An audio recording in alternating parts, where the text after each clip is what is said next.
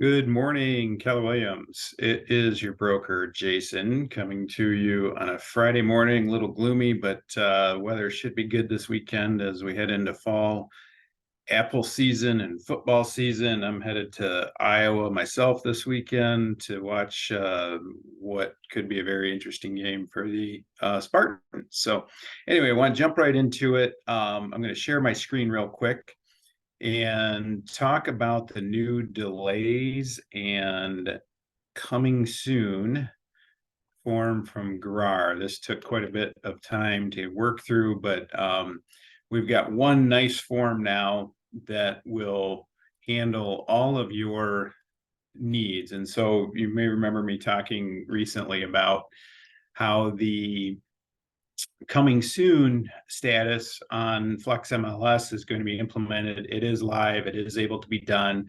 And so we need to know the rules and regulations around that. So here is our form, and it should be in your command DocuSign and or .loop templates now for listings. It's all one form. So we start at the top, property form, property address, 2150 Main Street. You put the broker name, Keller Williams GR East in here, and the seller, Johnny and or Mrs. Appleseed, however your sellers are selling in there. This hasn't really changed much. Delay of submission to the listing to the multiple listing service. You can check this box and you need a date in there, but remember, if you're using delay of submission, no marketing, no showings, no activity whatsoever until the start date on the MLS for that. So that one is, and if you have any questions on any of this stuff, always reach out to me. But the new one is the coming soon status. So it will show up, and it can be used in conjunction with delay of showing. So you could list today, September 29th, with a submission date of October 7th, and use coming soon status for up to 7 days. So you could be on the market effectively as coming soon with including pictures on the MLS. Again, no showings, no open houses, any showings whatsoever. But you would check that box, coming soon, and then put your coming soon date in there, and there'll be a spot in the MLS to add that. I don't know why that just jumped on me there, but you have to add your date in there. And so if we start today, let's say we start October 1st as our start date. By October 7th, then at the end of October 7th, that would then click over to an active listing on October 8th. You can file an addendum to the listing to extend that. I wouldn't recommend it. I would work on getting your timing down with your seller prior to. So, and then you would enter it into the MLS as coming soon with that same date entered into your MLS there. So things to keep in mind here. Maybe used at our option, doesn't have to be used. Listing broker and seller have entered into a fully executed and signed listing agreement. So you need the listing agreement as always. May appear in coming soon status on the MLS for up to 7 days. If both the delay of submission and coming soon status are utilized, the listing should be entered into a coming soon status on the submission date, identified on the delay of submission section above. Like I said, it can be used together. And in bold, while in the coming soon status, a listing may not be shown by anyone, including the listing agent broker. This includes holding open houses. Now, the difference is you can market it because obviously it's on the MLS. You're marketing it there, so you can advertise it as coming soon. Again, for those of you that like to do off market before it gets listed, can't show it, can't hold open houses, but you can market the property. Good way to get postcards out, door knocking, whatever you want to do, you just can't show it. And then you add your date for when it's going to go in up to 7 days later.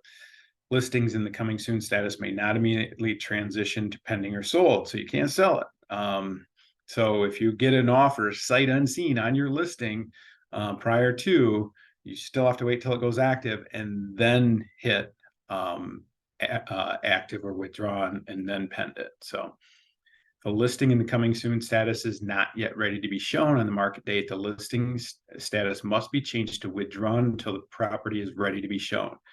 Again, so that withdraw addendum is really what you want to use there. MLS staff does not have the authority or ability to alter the withdrawn status in these instances. Therefore, the coming soon status should only be utilized if the listing agent and broker and seller are confident that the property will be ready for showings by its on-market date. Property previously listed in the MLS may not be entered as a new listing with a coming soon status unless the listing has been off market for at least 30 days. So again, that's your consecutive days on market rule there, 30 days. Listings in the coming soon status may be included in prospecting emails, searches, and the client portal.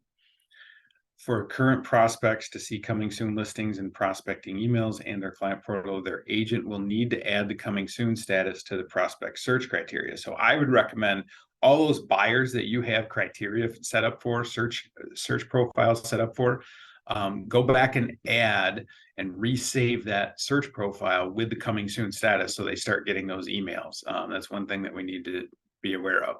And then listings in the coming soon status may be included in the IDX compliant websites.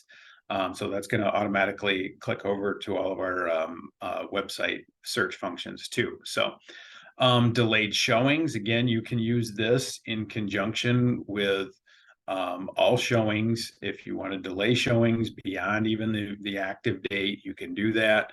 Again, let's not be playing that game of trying to get people in there if we're going to delay showings. And then also your delayed presentation of offers section is in here.